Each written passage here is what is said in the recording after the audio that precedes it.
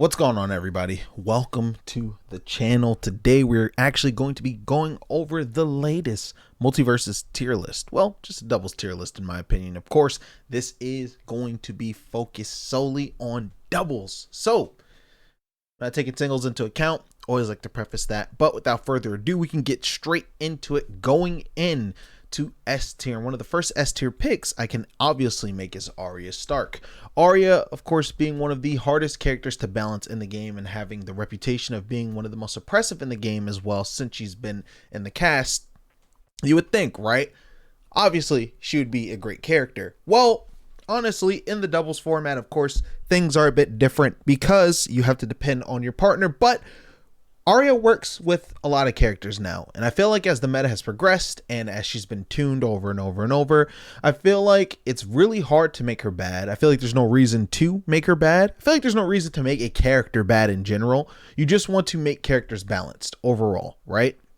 And so arguably you can say it's either healthy, aka she's healthy, or she's unhealthy, but I think just with her kit overall, she will always end up finding herself in S tier, of course, until other characters are introduced into Multiverses. And so yeah, I think this is a hard character to pretty much scrub out of S tier.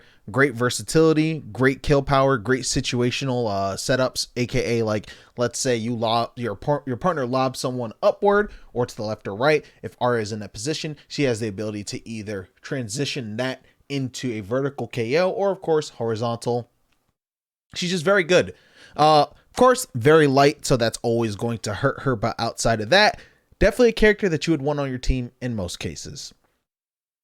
Up next, instead of going straight into the S tier, I'm actually going to go ahead and address this little guy right here. Where is Gizmo? What happened?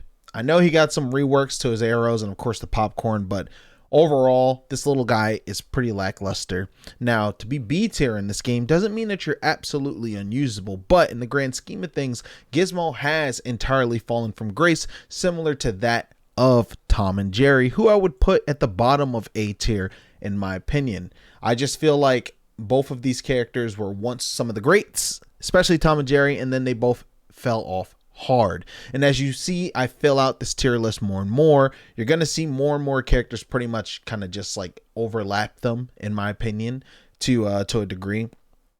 I feel like there are a lot more zoners in the game that just pretty much make Tom and Jerry feel a lot less rewarding to play, same as Gizmo. And of course, the amount of execution that you have to play Gizmo sometimes just feels pretty much not worth it when you can play something much easier and that will get the job done more sufficiently. So that's how I feel about Gizmo and both Tom and Jerry. Kind of knocked both of those guys out together. But to throw another character into S tier, obviously Jake is successful and strong in both formats. Sometimes, in my opinion, making a case for the best character in the game, in my opinion, of course, which is actually kind of refreshing in a way to not see Velma just dominantly holding that spot, but of course remaining an S tier character as well. Don't get it twisted. But I think that both of those characters, right, when you go with Jake, his combo potential, his ability for follow-ups, his ability to ladder off the top of the stage, his ability to actually edge guard off the wall. What can't this character do? I think losing as Jake is a choice, to be honest. It has to be, right? He's also one of the most defensive capable characters in the game, being really hard to hit traditionally. And of course, with his low punish windows, why wouldn't you play Jake? Simple as that. And with Velma getting nerfed pretty much every patch still, just goes to show that this character archetype is still one of the strongest in the game, and of course still popping up in doubles results too. She's godlike. She's godlike. She always will be godlike, still remaining one of the most successful characters in the realm of Multiverses. But we go back into the lower end of things in B tier. I'm actually gonna go ahead and throw Superman in this tier. I feel like Superman was once upon a time one of the best doubles characters in the game, but you do not see that same success anymore. I always knew that Superman was going to get like hit hard, especially with like all the crying about his throws and ice breath and just the way Superman players played him pretty much. It was only a matter of time, really. And I feel like the top Superman players pretty much got affected by the lower end Superman players, which is kind of tragic in a way. I'm not going to lie, it's kind of tragic. And so, unfortunately, Superman isn't as good as he once was. He feels a lot more telegraphed now, in my opinion. And honestly, I get really surprised when I see anybody playing him, really. I don't have like the highest opinion of Superman anymore. Was once upon a time a fun character to team with. But, of course, sometimes with certain character archetypes, all good things must come to an end. And with that, that's Superman. But this might surprise you. I think Black Adam is actually one of the better characters in the game. You might not believe it because obviously you don't really see that much successful Black Adam play, but my good old partner Void has pretty much woken me up to how strong this character is in the doubles format, with the kill power that he has, to armor breaking aerial, of course, to just being able to set up with into pretty much confirms off of his electrical moves. It's just like, fuck, man. Like, this character is super good. Of course, hard to edge guard him with his ability to fly as well. I think the issue with Black Adam is that, funny enough, he does have a skill cap. It's hard to play him. Even I struggle playing Black Adam. Like, efficiently, definitely struggle. He's very weird for me to handle, and so I don't play him that much. But when I am graced with good Black Adam play, I do see how strong this character is, and it's not one of those unhealthy strongs. I think Black Adam is at a very good place, but hopefully he doesn't pop off too hard in the future, because you already know what that means. Because what succeeds must be nerfed, and I don't mean that because I believe that. See you, Soups. Also in A tier, I'm actually going to go ahead and throw in Rick. I think Rick is still a very staple character in the meta. Funny enough, I don't really see too many Rick mains pop off that hard with him. Most notably right now, definitely in the offline 1v1 scene, I do see B-hands popping off with Rick. But outside of that, I'm not really too aware of too many Ricks actually going crazy at the moment. So if you have any, drop them in the comment section below. And no, I don't mean if you're top 200 or top 100. I'm talking about the Ricks that are actually in brackets. Big notable brackets, placing at least top 8. So let me know. I think this character is really strong. I think as a team partner, he's a really, really annoying character to fight. But overall, I think that I actually don't even think that we've hit his ceiling, really. Either of these characters right here, I don't think we've hit their ceilings at all. So I definitely want to see more from both of these. So yeah, those are just my little general opinions on Rick. I don't have too much to say about him. His kit kind of speaks for itself. Up next, going more into the A tier section, you have the all-arounder Shaggy. I think Shaggy is a strong doubles character, most notably just because of the way his moveset works. It's great for following up, it's great for initiating, it's great for starting, escape, you know. And not only that, like in terms of just facing disjoints, that's where Shaggy usually struggles. That's why I think Wonder Woman does really good versus him.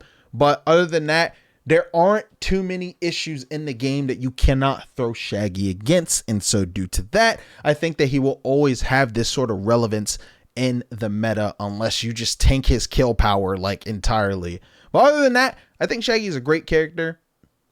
Truly an all-arounder. And I think games benefit from having those all-arounders. Outside of Shaggy, if we go into characters that I think also are still kind of like on the lower end, but still need to be on the come up. Of course, I think Garnet is just one of those characters. I actually don't think she's the worst in the game anymore. I'll just be quite blunt with you there. I don't think she's the worst in the game anymore, but I do think she still needs a ton of work. It would be nice to see her actually one day rise up to at least A tier, but currently right now, I do think she's kind of just like B tier status. And so it's just like, she's just Yeah, I don't know. She just... it's weird because sometimes I kind of think she just needs an entire character overhaul, but like I don't foresee that happening with her. So hopefully there are buffs that just help her become more of a threat and more of a utility in teams other than just a piece of armor or a character that can like kind of quick tap and just get out, right? So yeah, gonna also throw LeBron in here too because I think LeBron is just... I always think... For a second, I always have this glimpse of like, you know what? Nah, maybe I was wrong about LeBron. I think LeBron is actually pretty fucking solid, man. And then I'm just like, Yeah, in singles. In teams, he's just not there. Which is kind of weird because his kit was built around being like that team's character, of course, allowing the ball to help you and follow up and yada yada. But I still think LeBron don't got it going on currently. Funny enough. So he's just literally I'm so tempted to put Batman in S, but I will throw him at the top of A. Batman in teams is fucking wild. He's kind of like, so you know how he's light like Arya? Okay, that's it. I mean, I've been saying this for the longest time. Batman is an insane character, from neutral to advantage to disadvantage to projectiles to follow-ups to combos. You name it, Batman has it. He's super fast. He is just really light. Outside of that, this character can wreak havoc in any, I'm throwing him an S, any format. Both. He can wreak havoc. Stop the cat. Let's accept it. It's okay for a character to be really good. And he is definitely really fucking good. Similar to, of course, Wonder Woman as well. Of course, I've been saying she's good forever. So when it comes to Wonder Woman, I think just like alone in doubles, armor, being able to escape disadvantage with her armor as well, or of course aid a partner in disadvantage, being able to win neutral off of applying shields. So you pretty much get a get out of jail free card because of that, right? Lasso confirms, combo game, weight, you name it, she got it. I do feel the effects of the speed though. However, like the speed nerfs. However, I think she's still at a good enough speed. I do like seeing that she's seeing a lot more success. I'm not seeing, I want to say, as much success as some of these other characters that are prevalent in S tier, but it's still enough to say like she's still prevalent in the meta, right? She's definitely not at A tier. She's built too well to be A tier. And so just seeing that this character can still remain relevant for so long, especially how she's kind of made her climb from the bottom all the way to here as more and more people grow aware of how good she is. It's always heartwarming to see. And I really do appreciate good Wonder Woman play regardless. So like, keep it up, y'all. Carry the torch. You guys are doing great. Finn the Human. I learned my lesson last time, guys. I get it. This character is absurd. Blender combos, kill power, hitboxes that don't make sense, teleportation. I get it. I learned my lesson. I have. This character is outrageous. Actually, I'm moving him up more. This character is outrageous. Okay? We don't have to talk about it. I can admit when I am wrong. And God knows I was fucking wrong. I was so wrong. Finn is absurd. Let's go ahead and throw Bugs Bunny into the loop. I think Bugs Bunny is godlike. Still. Not S tier. But see, he hasn't fallen from grace, right? Bugs Bunny still performs well. Bugs Bunny can still earn you wins. And of course, they try to give him back some of his combo game, which is important, I feel. I don't think his entire combo game should have got stripped away. And so because of that, I think that this is still also another character that's pretty much around the realm of, you would definitely want a Bugs on your team. It's safe to say, like, if I had to pick someone, Bugs would be one of those characters that I'd be like, yeah, for sure, put that on my team. Yeah, hell yeah. And so, yeah, I think Bugs is still one of those designs that are always going to remain super relevant and just pretty much a staple in the meta. Throwing up more characters, I'm actually going to throw Taz into the mix. Now, popular beliefs are, well, by some people that I know, Taz is the worst in the game. I disagree. I don't think Taz is the worst in the game. In fact, I think the way that Taz needs to be played is different. I think the other way that Taz is used to win is a bit outdated. Does he need help? For sure. I think he could use some buffs. Do I think he's broken? Hell no. That's why I have him at the top of B. I do think that the old way of playing Taz is just a way that does not work anymore. It is outdated. And so I would say that it's up to Taz players to pretty much try to reinvent themselves to make this character successful. But upon seeing good Taz gameplay, I do think that this character still has a spot in the meta. And of course, I don't think he's the worst. Looking at this, it's weird that I have Garnet and Gizmo right here, but I genuinely don't have that much of a good opinion about Gizmo at the moment. Like, he feels so lackluster. It's so sad. I don't know. He might not be the worst, though. It might still be Garnet, but who knows at this point. Going into this more, I'm actually going to throw Marvin into the mix. I think that Marvin is interesting. I think he's in this area where he's either undiscovered or he needs help. I think that when it comes to just reliably killing, it feels a bit difficult. I think he is really team partner dependent. I love him. I think it's really cool that he's here, but ideally as a partner, something about him just feels rather lackluster. And I need to see how well he's able to succeed with the current cast of characters that are pretty much running the show at the moment. So I definitely want more information on Marvin. He hasn't been out way too long, but from what I've gathered so far, I don't think he's that great. Like that great. Up next, Rein-Dog. This character's fucking godlike. This character's mad good, mad strong, does mad damage. Ugh, like running into this character's a nightmare, yo. I remember when I was like, yeah, Rein-Dog can finally scrap. Now I was like, oh, Rein-Dog can finally scrap. So I'm getting boxed the fuck up and put in a goodie bag, bro. Great character. I just put it that way. Great, especially in teams too. Great teams character. Speaking of which, Morty joins the fray. This character is godlike, bruh. Morty is fucking godlike, dog. Like, Stripe too. Just throw them both in there because you know those characters are S tier, right? Especially like even with Stripe getting nerfed, still super good. He's like so simple to use too. He's not like one of those S tier characters where it's a bit complicated, right? Like if you look at Stripe and Morty side by side, Morty is definitely a harder character to play than Stripe. But like Stripe's simplicity not only makes him so good, it makes him so easy to use so that even if someone might not be like the best technically, they could still pick him up and find success with him. I think overall, I think Stripe is easy. So I think if you nerf him, right, he's one of those characters that can fall hard if you nerf him. But then if you don't nerf him enough, he still remains a menace. But with that being said, is it unhealthy? Well, if you look at the win rates and the win rate percentages and stuff like that, that can pretty much answer your question immediately. I personally love Gremlins, so seeing Stripe be good is just like, okay, cool, I'm fine with that. But of course, if it becomes a matter of oversaturation, then I think revisiting nerfs should be something that is considered and ultimately probably would happen. But regardless, I think Stripe is a good ass character. I'm sure you guys probably agree, especially in the doubles format. So safe to say putting him there holds merit. And of course, Morty has proven to be one of the best characters in the game time and time again so far. I've been thinking he was one of the best in the game since he actually released before his passive was even active. I could already see the future. And so to see him, of course, with his survivability, combo potential, follow-up ability, being able to kill, his down special, his UFO, come on now, guys. It's pretty obvious how good he is.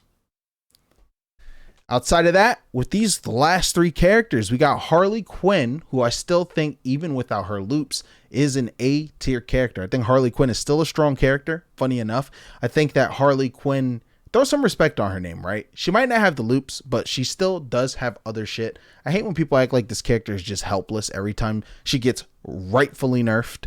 Like, cut the crap. I think Harley, honestly, probably could use a few more buffs though, especially with those loops gone, but I don't think it needs to be anything too drastic. The Giant, it's just whatever.